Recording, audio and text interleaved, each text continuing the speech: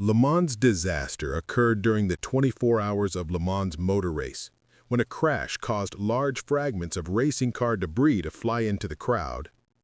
84 people died and 120 more were injured in the deadliest motorsport accident in history. At the end of lap 35, a Jaguar driven by Mike Hawthorne suddenly slowed down in an attempt to make a fuel stop.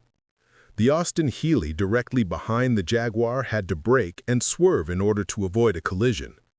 At the same time, a Mercedes driven by Pierre Levy was trying to pass the slowing vehicles and smashed into the swerving Austin Healey at 150 miles per hour.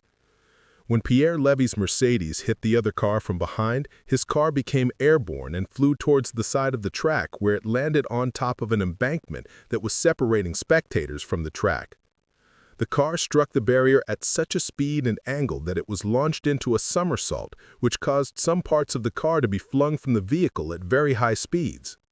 The hood of the car decapitated multiple spectators like a guillotine, and the vehicle's heavy engine also broke free and hurtled into the crowd. Levy was thrown free of the tumbling car, and his skull was fatally crushed when he landed.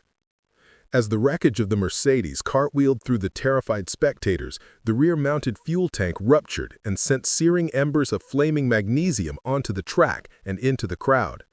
When the Mercedes smashed into the Austin Healey driven by Lance Macklin, the Healey continued down the track out of control, where it hit and killed a spectator who was trying to escape the flaming wreckage of the Mercedes. The Healey's driver, Lance Macklin, survived. The official inquiry into the accident ruled that Mike Hawthorne was not responsible for the crash, and that it was merely an accident. The death of the spectators was blamed on inadequate safety standards for track design, leading to a ban on motorsports in France until tracks could be brought to a higher safety standard.